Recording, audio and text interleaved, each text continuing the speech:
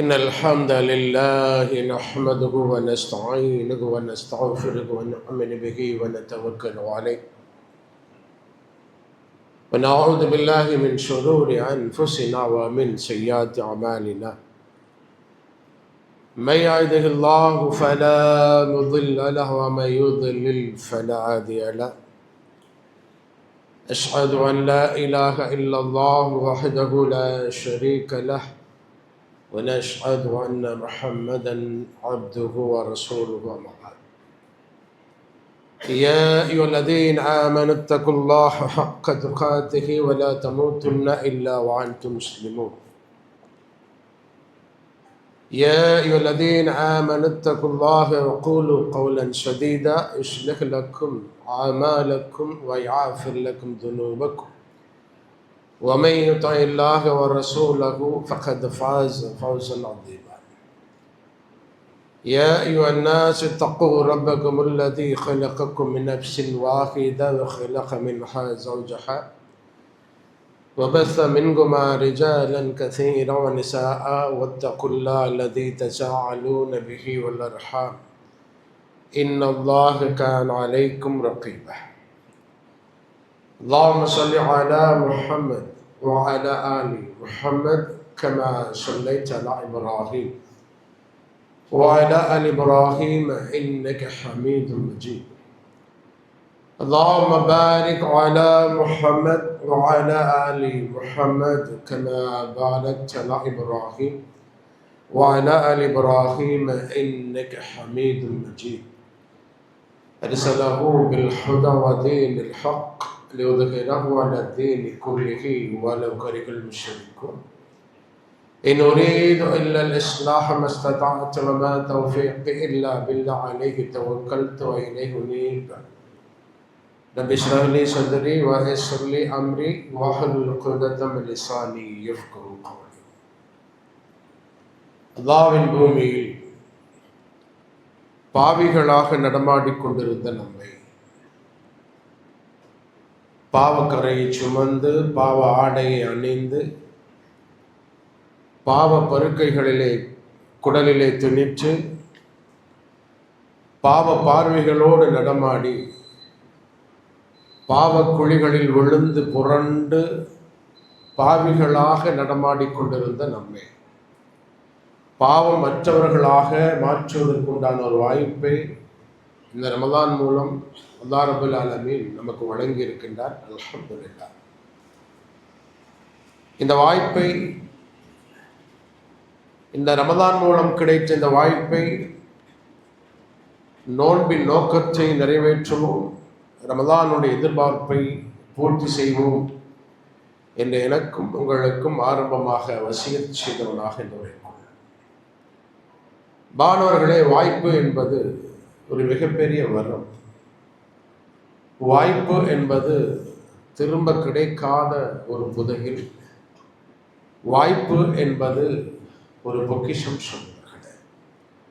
அது எல்லோருக்கும் எப்போதும் கிடைத்து விடுவதில்லை. வாய்ப்புகளை பற்றி நிறைய அல்லாஹ் ரப்பல் ஆலமீன் திருமறை குர்ஆனிலே பல இடங்களில் சொல்லுவார். அதில் ஒரு வரலாறு தான் ஃபிரௌனுக்கு கொடுத்த வாய்ப்பு.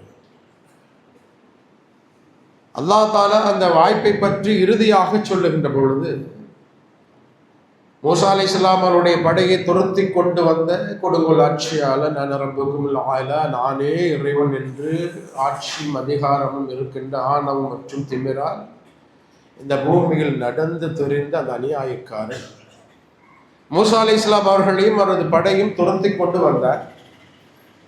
இறுதி முடிவு நமக்கு தெரியும். மூழ்கடிக்கப்பட்டார். எல்லா வாய்ப்புகளையும் அவன் புறக்கணித்தான். நிறைய வாய்ப்புகள் வழங்கப்பட்டது. சூனியக்காலுடைய விஷயமாகட்டும், மூசா அலைஹிஸ்ஸலாம் அவர்கள் அவனுக்கு அல்லாஹ்வை பற்றி எடுத்து சொல்லியதாகட்டும், எல்லா விதமான வாய்ப்புகளும். ஆனாலும் கூட கடைசி மூசா அலைஹிஸ்ஸலாம் அவருடைய படையை துரத்தி கொண்டு வந்த பொழுது மூழ்கடிக்கப்படக்கூடிய அந்த தருணம் 10வது அத்தியாயத்துடைய 90வது வசனம் பேசுகின்றது ஃபிரௌன் என்ன பேசினான் என்பதை. قال آمنت أنه لا إله إلا الذي آمنت به بنو إسرائيل وأنا من المسلمين. மூழ்க ஆரம்பித்ததும் அவன் சொல்லுகின்றான், அல்லாஹ்வை தவிர வேறு யாரும் இல்லை, நான் இறைவன் மீது ஈமான் கொண்டேன். பனு இஸ்ராயல் சமூகம் எந்த இறைவனை ஈமான் கொண்டார்களோ அந்த இறைவனை நானும் ஈமான் கொள்கின்றேன். இன்னும் நான் அவனுக்கு வழிபடும் முஸ்லிம்களில் ஒருவனாக இருக்கின்றேன் என்று கூறுகின்றான். மூழ்க ஆரம்பித்த அந்த தருணத்தில் அவன் கடைசியாக சொல்லக்கூடிய வார்த்தை பாருங்கள். 10வது அத்தியாயம் 91வது வசனம் அல்லாஹ் சொல்லுகின்றான், இந்த நேரத்திலா நம்புகின்றாய்? இப்பொழுதுதானா நம்பிக்கை கொள்கின்றாய்? சற்று சில நிமிடங்கள் முன் வரையில் திடனாக நீ எனக்கு மாறு செய்து கொண்டிருந்தாயே, இன்னும் குழப்பம் செய்வர்கள் ஒருவனாக நீ இருந்தாயே என்று அல்லாஹ் சொல்லுகின்றான். அவனது வாய்ப்பு அங்கே மறுக்கப்படுகின்றது. மாணவர்களே, இது ஃபிரௌனுக்கான செய்தி மட்டுமல்ல, உதாரணத்திற்காக சொல்லப்படக்கூடிய வரலாறு. யாரெல்லாம் அல்லாஹ் தரக்கூடிய வாய்ப்புகளை தவறவிட்டு பயன்படுத்தாமல் நஷ்டமடைந்தார்களோ அவர்கள் அனைவருக்குமான பாடம் ஃபிரௌனுடைய விஷயத்தில் அல்லாஹ்வுடைய முடிவு ஒருபோதும் ஒப்புக்கொள்ளப்படாது. காரணம், நிறைய வாய்ப்புகளை இதற்கு முன் நான் தந்தேன், நீ மாறவில்லை, நீ திருந்தவில்லை, உனது மனம் எதையும் ஏற்றுக்கொள்ளவில்லை என்று அல்லாஹ் சொல்லக்கூடிய செய்தி நமக்கும் தான் என்றால் அன்பானவர்களே. அல்லாஹ் குர்ஆனில் சொல்லக்கூடிய வசனம் உண்டு. 13வது அத்தியாயத்துடைய 11வது வசனம், இன்னல்லாஹ லா யுஹய்யிரு மா பிகௌமின் ஹத்தா யுஹய்யிரு மா பிஅன்ஃபுஸிஹிம். எந்த சமூகமும் தன்னைத்தானே மாற்றிக்கொள்ளாதவரை அந்த சமூகத்தின் நிலையை அல்லாஹ்வும் மாற்றுவதில்லை என்பது அல்லாஹ்வுடைய செய்தி. ஆனால் கவலைக்குரிய நிலை என்ன என்பார்களே, இந்த உம்மத் ரமலானில் கிடைத்த பயிற்சியை, ரமலான் என்னும் அற்புதமான வாய்ப்பை தன்னை திருத்திக் கொள்வதற்கும், தன்னை செதுக்கிக் கொள்வதற்கும், தன்னை மாற்றிக்கொள்வதற்கும், தன்னை சீர்திருத்திக் கொள்வதற்கும் அதற்கு பிறகு பயன்படுத்தவில்லை என்பது எவ்வளவு பெரிய ஆச்சரியம். ரமலான் கிடைத்த இந்த பயிற்சி இன்னும் எந்த வாய்ப்புகளுக்காக நாம் காத்திருக்க போகிறோம்? நம்முடைய மனசாட்சியை கேட்டு நமக்குள்ளே ஒரு கேள்வியை முன்வைப்போம். இனி எந்த வாய்ப்புகளுக்காக, எப்படியான வாய்ப்புகளுக்காக நாம் காத்திருக்க போகின்றோம் என்பார்களே. அப்படியான வாய்ப்புகள் மீண்டும் மீண்டும் நமக்கு கிடைக்கும் என்று என்ன உத்தரவாதம் உள்ளது? நம்முடைய கண் முன் நிகழக்கூடிய அத்தனை மரணங்களும் ஒரு எச்சரிக்கையாக, என்னென்ன மரணங்களுடைய செய்திகளை கேட்டோமோ பார்த்தோமோ அத்தனை மரணங்களும் நமக்கு தரக்கூடிய எச்சரிக்கை செய்தி, இனி உனக்கு ஒரு வாய்ப்பு கிடைக்காது என்பதுதான் மாணவர்களே. போர் என்றாலும் கூட, போர்தான் என்றாலும் கூட, நாட்டை தாக்குகின்றேன் என்ற பெயரால் ஒரு ஏவுகணை, ஒரு ஸ்கட், ஒரு பேட்ரியாட், ஒரு மிசைல், 160 குழந்தைகள், பள்ளி குழந்தைகள், பள்ளிக்கூடத்தில் பயின்று கொண்ட குழந்தைகள் தாக்குதலால் சிதைந்து சின்னாபின்னமாகி ஒரே இடத்தில் 160 குழந்தைகளை புதைக்கப்பட்ட ஒரு காட்சியை பார்த்தவர்களாக, கேட்டவர்களாக நாம் இருந்தோம் என்றார். பாவிகளை அல்லாஹ் பார்த்துக் கொள்வார். அல்லாஹ் சொன்னதை போல, வல தாக்ஸபன் அல்லாஹ் ஆஃபிலன் அம்மா யாமலு ஸாலிமூன் இன்னமா யுஅக்கிருகும் லியௌமின் தஷ்கஸு ஃபீஹில் அப்சார். நபியே, இந்த அநியாயக்காரர்கள் விஷயத்தில் நாம் பாராமுகமாக இருக்கின்றேன் என்று ஒருபோதும் நீங்கள் நினைத்துக் கொள்ள வேண்டாம். நாம் இவர்களை விட்டு வைத்திருப்பதெல்லாம் இவர்களுடைய கண்கள் உரைத்து பார்க்கக்கூடிய அந்த நாளுக்காக என்று சொல்லினான். அல்லாஹ்விடத்திலே விட்டு விடுவோம், அதை தாண்டி வேறு செய்திகள் இல்லை. ஆனால் 160 பள்ளி குழந்தைகள் ஒரே இடத்தில் ஒரு தாக்குதல் மரணம் அடைந்து ஒரே இடத்தில் அவர்கள் கஃன் செய்யப்பட்ட செய்தியை பார்த்தும் கூட இனி எந்த வாய்ப்புக்காக நாம் காத்திருக்க போகின்றோம்? மாணவர்கள், இதை பார்த்த பிறகும் கூட இந்த ரமலான் மாதத்தில் கூட நோன்பாளியாக இருந்து நோன்பின் மாதத்திற்குள்ளே நுழைந்து 6 நோன்புகளை நோற்று 6 நோன்புகளிலும் வீட்டை விட்டு புறப்பட்டு தராவியை தொழுது 6வது நோன்பை நோற்றவராக இரவு தொழுகையை பாலக்காடு மெயின் ரோட்டிலே குனியமுத்தூர் பள்ளிவாசலிலே தனது மகனோடு சென்று இரவு தொழுகை தொழுது முடித்த குனியமுத்தூரை சேர்ந்த சிராஜ் என்ற ஆட்டோ ஓட்டக்கூடிய அன்பு சகோதரர் இப்பொழுது போல முன்றைய தினமும் அந்த ரோட்டை தாண்டி இருப்பார் தானே.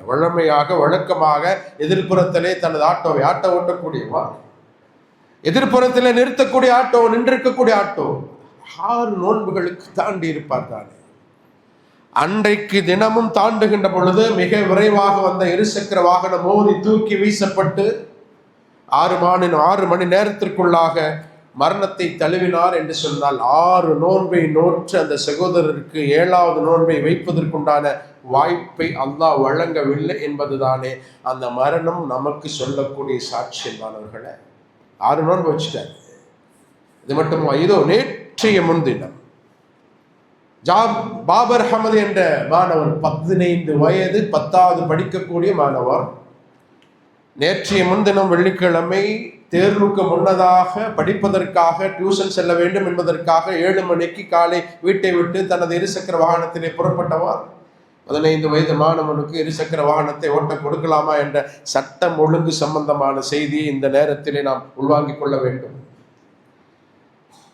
விபத்து ஏற்பட்டு இதோ இன்றைய காலை மரணத்தை விட்டார் என்ற அதிர்ச்சியான செய்தி கிடைத்திருக்கின்றது. மாணவர்களே, தேர்வுக்கான தயாரான ஒரு மாணவன், எத்தனை கற்பனைகள் இருந்திருக்கும், எத்தனை கனவுகளோடு அவரும் அவரது பெற்றோரும் வாழ்ந்திருப்பார்கள். சுபஹானல்லாஹ். அந்த கனவுகளும் அந்த கற்பனைகளும் ஒரு மரணத்தின் மூலமாக சிதைக்கப்பட்டு விட்டது என்றால் அன்பானவர்களே, இன்னும் ஜனாசா போஸ்ட்மார்ட்டம் செய்யப்படவில்லை. எப்பொழுது கிடைக்கும் என்ற தகவல் இல்லை. இன்ஷா அல்லாஹ் இன்றைக்கு ஜனாசா நல்லடக்கம் செய்யப்படும் என்ற தகவலை சொல்லி இருக்கின்றார்கள். மாணவர்களே, அப்படியானால் நாம் புரிந்து கொள்ள வேண்டும், அந்த சகோதரனுடைய பாவங்களை அல்லாஹ் மன்னிச்சு அவருடைய கபரை விசாலமாக்கி மன்னரையை வெளிச்சமாக்கி அவரை இழந்து வாழ்கின்ற குடும்பத்தாருக்கு சபருன் ஜமீல் என்று சொல்லக்கூடிய அழகிய பொறுமையை கொடுத்து அவருடைய மன்னரை மற்றும் மறுமை வாழ்க்கையை வெற்றிக்குரியதாக ஆக்க நாம் பிரார்த்தனை செய்வோமாக. மாணவர்களே, அப்படியானால் இந்த வாய்ப்புகள் நமக்கும் வழங்கப்பட்டு கொண்டே இருக்கின்றது. அந்த வாய்ப்புகளை பயன்படுத்தக்கூடிய விஷயத்தில் நாம் எப்படி இருக்கின்றோம் என்பதுதான் இன்றைக்கு நாம் நமக்குள்ளே கேட்டுக்கொள்ள வேண்டிய கேள்வி. மாணவர்களே, நாம் இன்னும் மரணிக்காமல் இருப்பது வாழ்வதற்குண்டான வாய்ப்பு அல்ல. அன்பானவர்களே, நாம் மாறுவதற்குண்டான வாய்ப்பு. நாம் நினைச்சிட்டு இருக்கக்கூடாது, இன்னும் எனக்கு மரணம் வரவில்லை, இந்த பூமியில் நான் வாழ்ந்து கொண்டிருக்கின்றேன் என்ற நினைப்பு எப்படியான எண்ணத்தை தந்துவிடக்கூடாது. நான் வாழ்வதற்குண்டான வாய்ப்பு அல்ல, நான் மாறுவதற்குண்டான வாய்ப்பு, நான் திருந்திக் கொள்வதற்குண்டான வாய்ப்பு, நான் சீர்திருத்திக் கொள்வதற்குண்டான வாய்ப்பு, நான் என்னை செதுக்கிக் கொள்வதற்குண்டான வாய்ப்பு என்பதை நாம் புரிந்து கொள்ள வேண்டும். அல்லாஹ் குர்ஆனிலே சொல்லுவான், 39வது அத்தியாயத்துடைய 67வது வசனம், வமா கதருல்லாஹ ஹக்க கத்ரிஹி, இவர்கள் அல்லாஹ்வை மதிக்க வேண்டிய முறையில் மதிக்கவே இல்லை என்று அல்லாஹ் குர்ஆனிலே 2-3 இடங்களிலே சொல்லுகிறார். ரமலானில் அல்லாஹ்வை மதித்த இந்த சமூகம் ரமலானுக்கு பிறகு அல்லாஹ்வை மதிக்காத சமூகமாக நடைபோடுமே. ஆனால் இன்னொரு இடத்தில் அல்லாஹ்வுடைய வேதம் குர்ஆன் பேசக்கூடிய வார்த்தை வைத்திருக்கின்றான். 25வது அத்தியாயத்துடைய 33வது வசனம், قال رسول يا ربي ان قوم اتخذوا هذا القرآن مهجورا. குர்ஆன் நம்மீது வைக்கக்கூடிய குற்றச்சாட்டு விமர்சனம் என்ன தெரியுமா? யா அல்லாஹ், இவர்கள் இந்த குர்ஆனை கேலிக்குரிய ஒரு பொருளாக ஆக்கி கொண்டிருந்தார்கள் என்று அல்லாஹ் சொல்கிறார். அந்த அடிப்படையில் அன்பானவர்களே, நாம் புரிந்து கொள்ள வேண்டும், இந்த வாழ்க்கை நமக்கு தரப்பட்டது வாழ்வதற்குண்டான வாய்ப்பு அல்ல. மாஷா அல்லாஹ் திருந்துவதற்குண்டான வாய்ப்பு. அந்த அடிப்படையில் அன்பானவர்களே, மீண்டும் நாம் புரிந்து கொள்ள வேண்டும், ரமலானில் கிடைத்த இந்த பயிற்சி இந்த உம்மத் ரமலானுக்கு பிறகு பயன்படுத்தவில்லை என்று சொன்னால் அதைவிட நஷ்டமடைந்த ஒரு சமூகம் வேறு யாரும் இருக்கவே முடியாது. சில செய்திகள் நமக்காக ரமலானுக்கு வரக்கூடிய ஃபஜ்ர் தொழுகைக்கு வராமல் ஷைத்தான் என்னுடைய காதில் சிறுநீர் கழிக்கக்கூடிய நிலையில் நான் தூங்கி தொலைத்தேனே, ஆனால் இந்த ரமலான் என்னை மாற்றவில்லை என்றுதானே அர்த்தம் அன்பானவர்களே. ரமலானில் கொஞ்சம் பாதுகாப்பாக வைத்திருந்த என் கண்களை ரமலானுக்கு பிறகு ஆபாசங்களிலும் அருவருப்புகளிலும் அசிங்கங்களுமாக எல்லா விதமான காட்சிகளை பார்ப்பதற்காக அலைவாய விட்டேன் என்று சொன்னான். இந்த ரமலான் என்னை மாற்றவில்லை என்றுதானே அர்த்தம் அன்பானவர்களே. ரமலான் முடிந்த உடனேயே ஹலால் ஹராம் பார்க்காமல் மார்க்கம் தடுச்ச வழியின் மூலமாக ஒரு சோற்று பருக்கு என் வயிற்றுக்குள் நுழைந்தாலும் ரமலான் என்னை மாற்றவில்லை என்றுதானே அர்த்தம் அன்பானவர்களே. சுமார் 13 மணி நேரம் என் கையால் தொடாத, என் வாய் வைக்கப்படாத, புகைப்பிடிக்கக்கூடிய வீடியோ, சிகரெட்டோ இந்த கையில் நான் தொடவில்லை, இந்த உதடுகளை நான் வைக்கவில்லை. ரமலானுக்கு பிறகும் கூட சர்வசாதாரணமாக, துணிச்சலாக, தைரியமாக, இந்த துணிச்சலும் தைரியமும் எங்கிருந்து கிடைத்தது என்பதுதான் ஆச்சரியம். ரமலானில் பயந்த அல்லாஹ் ரமலானுக்கு பிறகு இல்லையா? மாணவர்களே, அதை தடுக்காமல் என் விரல்களுக்கிடையே ரமலானுக்கு பிறகு அது மீண்டும் புகையுமே ஆனால் இந்த ரமலான் என்னை மாற்றவில்லை என்றுதானே அர்த்தம் மாணவர்களே. அப்படியானால் 1 மாத காலம் நாம் வாழ்ந்த வாழ்க்கை போலியானதா? இபாதத்தால் உயிர்ப்பிக்கப்பட்ட இந்த நோன்பு காலத்துடைய பகல்களும் இரவுகளும் வெறும் சடங்குகள் தானா? 1 மாத காலம் நாம் வாழ்ந்த வாழ்க்கையினுடைய இறைச்சத்தோடு நான் வாழ்ந்துகின்றேன் என்ற அந்த பிம்பம் கட்டமைக்கப்பட்டது அந்த நாட்கள் நாடகத்தினுடைய நாட்களா? ஏன் மாறவில்லை நாம் அன்பானவர்களே? ஏன் நாம் திருந்தவில்லை? எப்படியான வாய்ப்புகளை நாம் இன்னும் எதிர்பார்க்க போகின்றோம் அன்பானவர்களே? ஒரு நபிமொழியை நிறைய தடவை நம்ம கேட்டிருப்போம். என்ன? ஜிப்ரீல் அலைஹிஸ்ஸலாம் அவர்கள் நாசமாகட்டும் என்று சொன்ன நபிமொழி 3 செய்திகள். அதில் ஒன்றுதான் என்ன? யார் இந்த ரமலான் மாதத்தை அடைந்தும் அதன் மூலம் பாவ மன்னிப்பு பெறவில்லையோ அவர் நாசமாகட்டும் என்று ஜிப்ரீல் அலைஹிஸ்ஸலாம் அவர்கள் சொன்ன அல்லாஹ்வுடைய தூதர் ஆமீன் என்று சொன்னார்கள் என்ற ஹதீஸை இந்த 24 நாட்கள் நிறைய முறை கேட்டிருப்போம் என்பார்கள். எப்படியானால் அந்த வார்த்தைகளுக்கு உண்மையிலேயே சாட்சியாளர்களாக நாம் மாறி போய்விட்டோமா என்பானவர்களே? நாம் செய்த தௌபாக்கள், நாம் புரிந்த இஸ்திஃபார்கள், நமது மன்றாடுதல்கள், நமது கோரிக்கைகள், நமது சரணடைதல்கள், நமது சஜிதாக்கள், நமது கையேதல்கள், நமது அழுகைகள் எல்லாம் வேஷமா சகோதரர்களை? எல்லாம் கேள்விக்குறிதானா? இன்னும் என்ன வாய்ப்புகளை நாம் எதிர்பார்க்க போகின்றோம்? ரமலான் என்ற இந்த பரீட்சையில் யார் ஜெயித்திருப்போம்?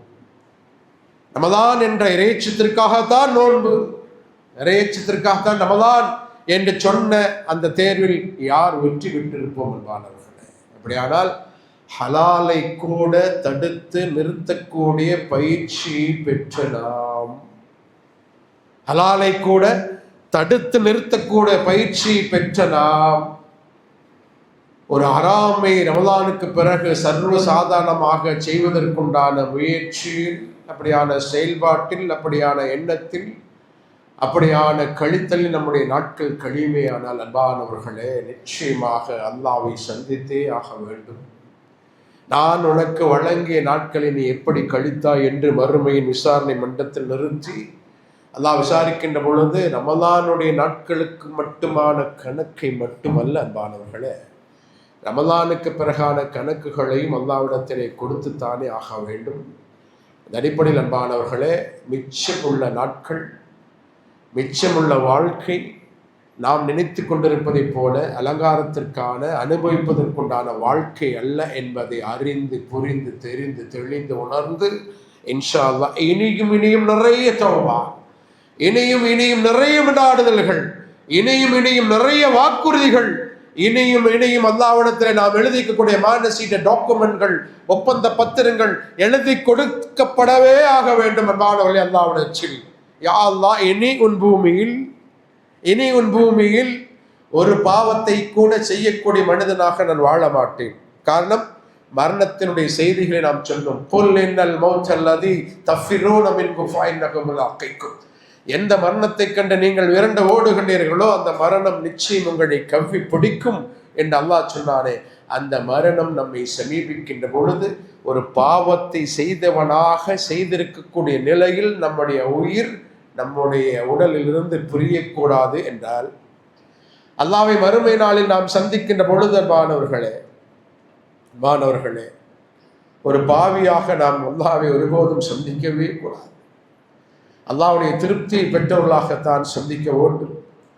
அல்லாஹ்வுடைய பொருத்தத்தை பெற்றவர்களாகத்தான் சந்திக்க வேண்டும்.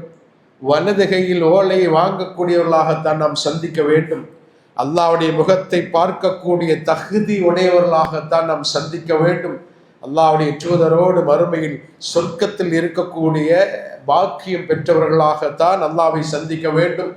எந்த ரையான் என்ற வாசல் வழியாக அழைக்கப்படுவார்களோ அந்த வாசல் வழியாக அழைக்கப்படக்கூடிய மக்களின் கூட்டத்தில் நாமும் இருக்க வேண்டும். ஆசைப்படுவோம் என்பானவர்களே, சொர்க்கத்தை ஆசைப்படுவோம், ரையானை ஆசைப்படுவோம், ஜன்னத்துல் ஃபிர்தௌஸை ஆசைப்படுவோம், அல்லாஹ்வுடைய முகத்தை பார்க்க வேண்டும் என்று ஆசைப்படுவோம், அல்லாஹ்வுடைய தூதரோடு சொர்க்கத்தில் இருக்க வேண்டும் என்று ஆசைப்படுவோம். அந்த ஆசையை இலக்காக வைத்து அபூபக்கர் சித்திக் ரலியல்லாஹு அன்ஹு அவர்கள் இருக்கக்கூடிய சபையில் நபிகள் நாயகம் ஸல்லல்லாஹு அலைஹி வஸல்லம் அவர்கள் சொன்னார்களே, ஒரு மனிதர் எல்லா வாசல் வழியாகவும் அழைக்கப்படுவார் சொர்க்கத்திற்காக. நோன்பாளி ரையான் என்ற வாசல் வழியாக, தொழுகையாளி சலா என்ற வாசல் வழியாக, சதக்கா செய்தவர் சதக்கா என்ற வாசல் வழியாக, ஷஹீத் ஜிகாத் என்ற வாசல் வழியாக அழைக்கப்படுவார்கள் என்ற செய்தியை சொன்னதும் அல்லாஹ்வுடைய தூதர் முஹம்மது நபிகள் நாயகம் ஸல்லல்லாஹு அலைஹி வஸல்லம் அபூபக்கர் சித்திக் ரலியல்லாஹு அன்ஹு அவர்கள் கேட்ட வார்த்தை பாருங்கள், ஆசை, ஆர்வம். அல்லாஹ்வுடைய தூதரே, இந்த அத்தனை வாசல் வழியாக நுழையக்கூடிய மனிதர்கள் யாரேனும் உண்டா? அல்லாஹ்வுடைய தூதர் சொன்னார், அபூபக்கரே, நீங்கள் அந்த வாசல் வழியாக நுழைய வேண்டும் என்று நான் ஆசைப்படுகிறேன். இதே மாதிரியான இன்னொரு சபையில் தான் அல்லாஹ்வுடைய தூதர் சொல்லுகின்றார், சுமார் 70,000 நபர்கள் கேள்வி கணக்கு இன்றி சொர்க்கத்திற்குள்ளே நுழைவார்கள். யாரவர்கள்? பறவை சகனம் பார்க்காத, என்ன அல்லாஹ் தடுத்த வழியில் ஓதி பார்க்காத ஒரு கூட்டத்தை பற்றி அல்லாஹ்வுடைய தூதர் நபிகள் நாயகம் ஸல்லல்லாஹு அலைஹி வஸல்லம் கொடுத்த அடையாளம். 70,000 நபர்கள் கேள்வி கணக்கின்றி சொர்க்கத்திலே நுழைவார்கள். அந்த சபையில் இருந்த அக்காஷா ரலியல்லாஹு அன்ஹு அவர்கள் கேட்டார்கள், அல்லாஹ்வுடைய தூதரே, அந்த கூட்டத்தில் நானும் இருக்க வேண்டும் என்று ஆசைப்படுகின்றேன். சுப்ஹானல்லாஹ், சஹாபாக்களுடைய ஆசைகளை பாருங்களேன். அல்லாஹ்வுடைய தூதர் சொன்னார், நீயும் அந்த பட்டியலில் இருக்க வேண்டும் என்று நான் உனக்காக அல்லாஹ்விடத்தில் பிரார்த்திக்கின்றேன் என்று சொன்னால், அன்பானவர்களே, மீண்டும் நமக்கான கேள்வி, ரமலான் என்ற இந்த பரீட்சையிலே நம்மில் யார் ஜெயித்திருப்போம் என்று தெரியாது. அல்லாஹ்வை மிக அறிந்தவன். நோன்பு காலம், நோன்புக்கான இறைச்சித்திற்கான இந்த நோன்பு என்ற பரீட்சையிலே நாம் யாரெல்லாம் வெற்றி பெற்றிருப்போம் என்பது தெரியாது. ஆனால் வெற்றி பெறக்கூடிய மக்களின் கூட்டத்தில் மட்டுமே, அந்த பட்டியல் மட்டுமே நமது பெயர் இடம் பெற வேண்டும் என்றால் நாம் எடுக்கக்கூடிய கொஞ்சம் முயற்சி உண்டு. வஜாஹிது ஃபில்லாஹ் ஹக்க ஜிஹாதி. இனி மிச்சமுள்ள வாழ்க்கையில் அல்லாஹ்வுடைய திருப்தியை பெறக்கூடிய, அல்லாஹ்வுடைய கட்டளை நிறைவேற்றக்கூடிய, அல்லாஹ்வை பயந்து வாழக்கூடிய ஒரு பயிற்சியை, முயற்சியை, ஈமானி வளர்ச்சியை இலக்காக கொண்டு இந்த பூமியில் வாழக்கூடிய நல்ல பக்குவத்தை ரஹ்மான் நம் அனைவருக்கும் தருவானாக. வாஹிரு தஅவானா அல்ஹம்துலில்லாஹி ரப்பில் ஆலமீன். அல்ஹம்துலில்லாஹி ரப்பில் ஆலமீன் அர்ரஹ்மானிர் ரஹீம் மாலிகி யௌமிddin. اللهم صل على محمد وعلى آل محمد كما صليت على إبراهيم وعلى آل إبراهيم إنك حميد مجيد. اللهم بارك على محمد وعلى آل محمد كما باركت على إبراهيم وعلى آل إبراهيم إنك حميد مجيد. மக்குஷர்களே, ரமலானை பற்றி சொல்லுகின்ற பொழுது, நோன்பு காலத்தில் செய்யக்கூடிய நன்மைகளை பற்றி சொல்லுகின்ற பொழுது, அல்லாஹ்வுடைய தூதர் முஹம்மது நபிகள் நாயகம் ஸல்லல்லாஹு அலைஹி வஸல்லம் அவர்களை அடையாளப்படுத்தி நிறைய செய்திகளை நாம் கேட்போம். உண்மையில் அல்லாஹ்வுடைய தூதர் உண்மையிலேயே மிகச்சிறந்த ஆச்சரியத்தின் பின்னணியை கொண்ட அழகிய ஆளுமை, மிகவும் மிகவும் மெச்சத்தக்க பிரமிப்பின் பின்னணியில் நின்று பார்க்கக்கூடிய, நன்மைகளை செய்யக்கூடிய மிகச்சிறந்த ஆளுமை கொண்ட மனிதர் அல்லாஹ்வுடைய தூதர் முஹம்மது நபிகள் நாயகம் ஸல்லல்லாஹு அலைஹி வஸல்லம் அவர்கள். அதாவது அல்லாஹ்வுடைய சொன்னார், லக்கத் கான லக்கும் ஃபீ ரசூலில்லாஹி உஸ்வத்துன் ஹஸனா. Prophet Muhammad sallallahu alaihi wasallam is a beautiful role model for you. இந்த தூதரிடத்திலே உங்களுக்கு அழகிய முன்மாதிரி உண்டு. அப்படியாக அல்லாஹ்வுடைய தூதரை பற்றி சொல்லப்பட்ட நிறைய செய்திகளில் ஒன்றுதான், அல்லாஹ்வுடைய தூதர் ரமலான் மாதம் வந்துவிட்டால் புயல் காற்றை விட வேகமாக தர்மம் செய்வார்கள் என்பது. இது ஏதோ ஒரு ஹதீஸ், ரசூல் ஸல்லல்லாஹு அலைஹி வஸல்லம் நிறைய தர்மங்களை செய்வார் என்ற செய்தியோடு மட்டும் கடந்து போகக்கூடாது. அல்லாஹ்வுடைய தூதர் வாழ்ந்த வாழ்க்கையின் பின்னணியோடு இந்த செய்தியை கொண்டு வந்து நிறுத்தி பார்த்தால் தெரியும், அல்லாஹ்வுடைய தூதர் ஏன் அவ்வளவு ஆர்வமாக புயல் காற்றை விட வேகமாக தர்மம் செய்வதற்கு முன்வந்தார் என்பது. இந்த இடத்துல ஒரு சைக்காலஜி. நபிகள் நாயகம் ஸல்லல்லாஹு அலைஹி வஸல்லம் அவர்கள் பொருளாதாரத்தில் மிகைத்து நின்றவரா? மிகைத்து நின்றவரா? ஒருபோதும் இல்லை.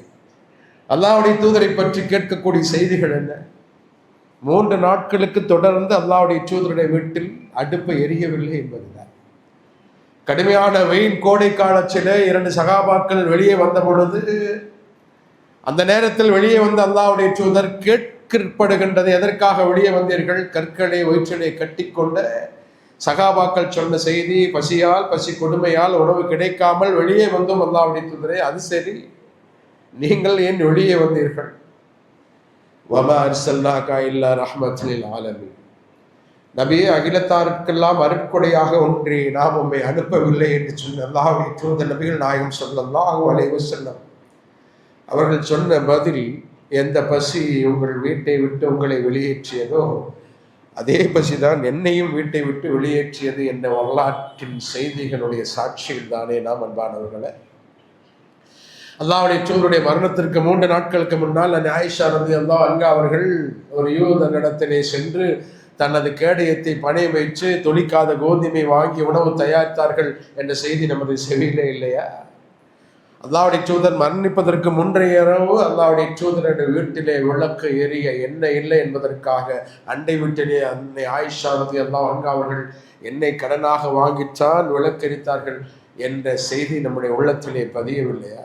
இந்தோடு ஒட்டி பாருங்க, ரமலான் மாதம் வந்துவிட்டால் அல்லாஹ்வுடைய தூதர் முஹம்மது நபிகள் நாயகம் ஸல்லல்லாஹு அலைஹி வஸல்லம் அவர்கள் புயல் காற்றை விட வேகமாக தர்மம் செய்வார்கள் என்றால் இந்த கேட்டகரியில் நாம் இருக்கிறோம்.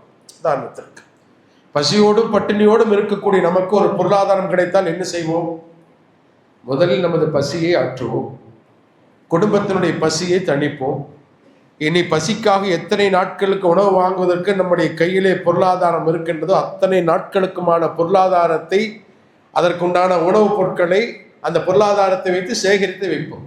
இன்னைக்கு ஒரு வாரமாக நம்முடைய வாட்ஸ்அப்புடைய வலைத்தளங்களில் ஓடக்கூடிய செய்தி என்ன? கேஸ் தட்டுப்பாடு, டீசல் தட்டுப்பாடு, பெட்ரோல் தட்டுப்பாடு, விலைவாசி ஏற்றம், விலைவாசி உயரப்போகின்றது என்று சொல்லி மக்களே இப்படியான ஒரு நிலை வரப்போகின்றது, நெருக்கடி வரப்போகின்றது, ஆகவே முன்கூட்டியே உங்களுக்கு தேவையான அன்றாட பொருட்களை வாங்கி வைத்துக் கொள்ளுங்களேன், இல்லை என்றால் சிரமம் என்று நாளைக்கே இந்த பூமியில் உயிர் வாழ்வதற்கின்ற உத்தரவாதம் இல்லாத காலத்தில் அந்த பொருட்களை எல்லாம் சேமித்து வைத்துக் கொள்வோம் என்று சொல்லக்கூடிய உலகத்திலே வாழக்கூடிய நாம் அல்லாஹ்வுடைய தூதரை கொண்டு வந்து முன்னிறுத்துவோம்.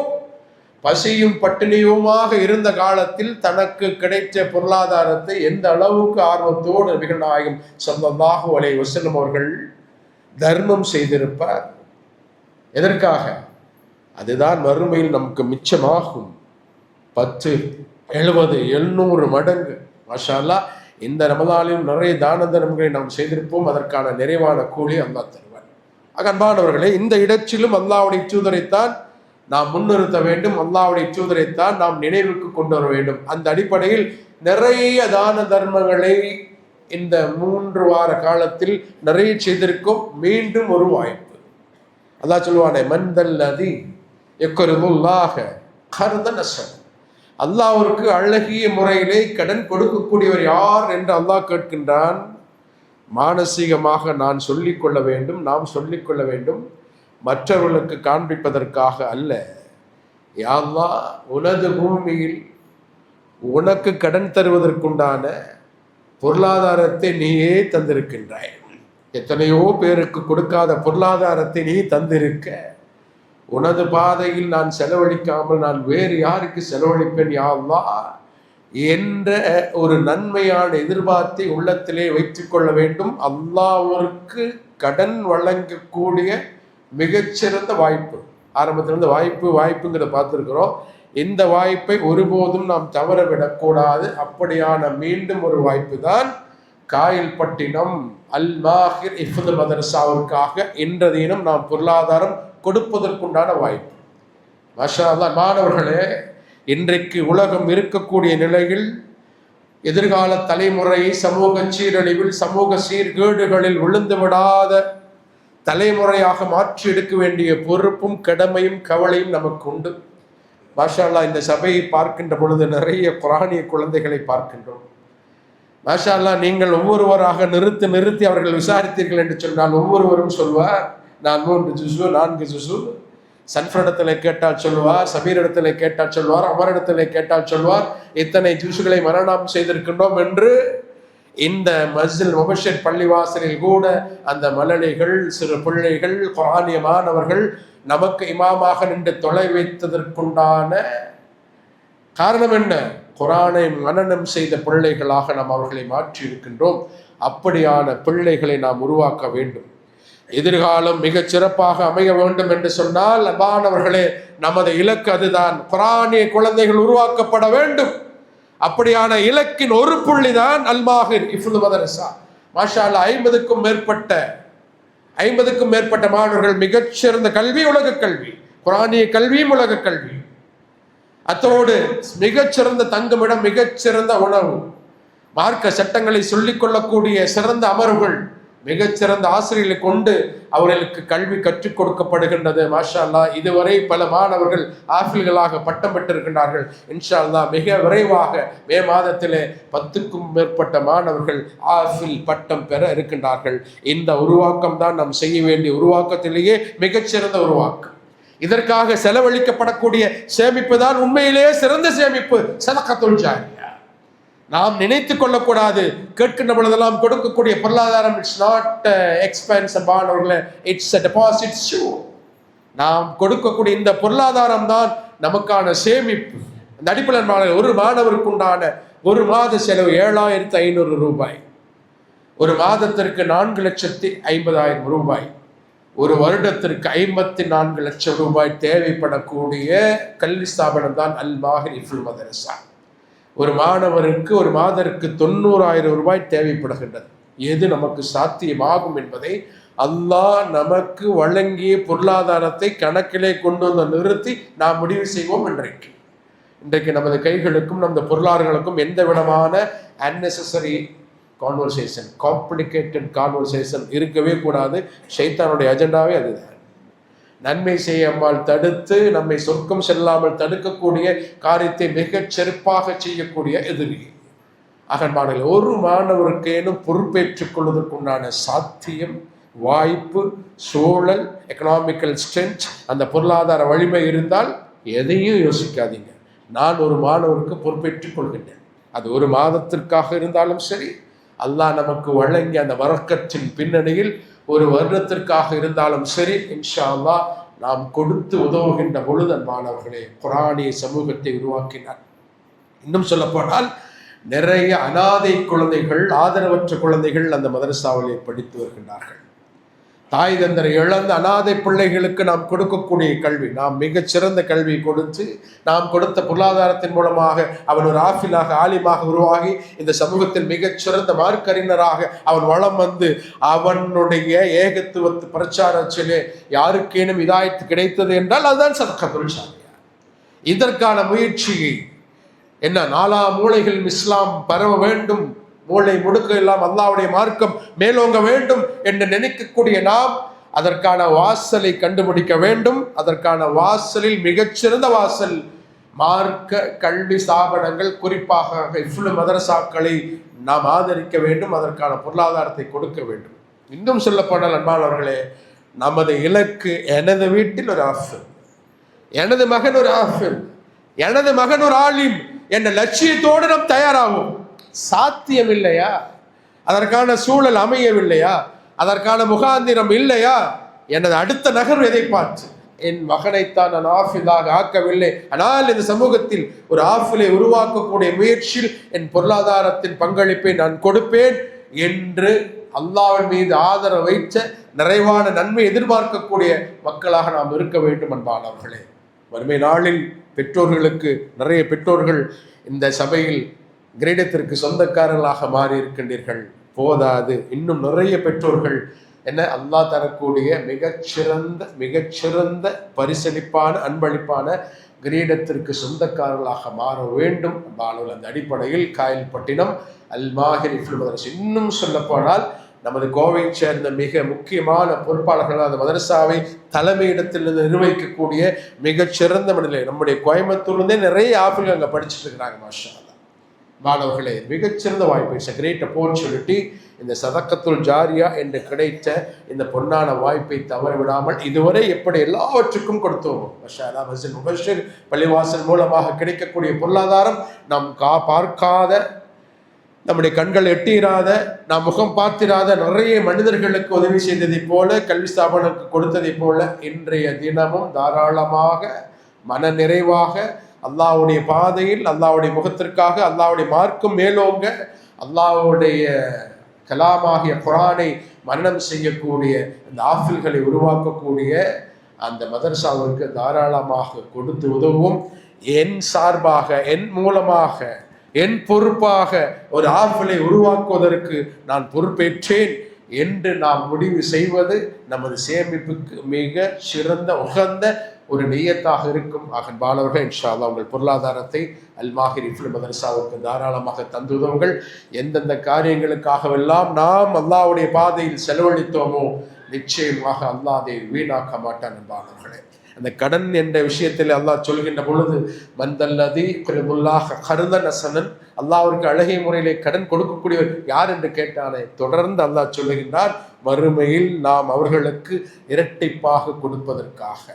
வாக்குறுதி மீறாதவருடைய வாக்குறுதி. அன்பானவர்களே, அல்லாஹ் ஒருபோதும் வாக்குறுதி மீறக்கூடியவன் அல்ல. அவனது வர்க்கத்தை கொண்டுதான், அவனது ரஹமத்தை கொண்டுதான் அவருடைய பூமியில் ஓரளவுக்கு செழிப்பாக நாம் வாழ்ந்து கொண்டிருக்கின்றோம். என்ன கைமாறு செய்ய போகின்றோம்? என்ன நன்றியை செலுத்தப் போகின்றோம்?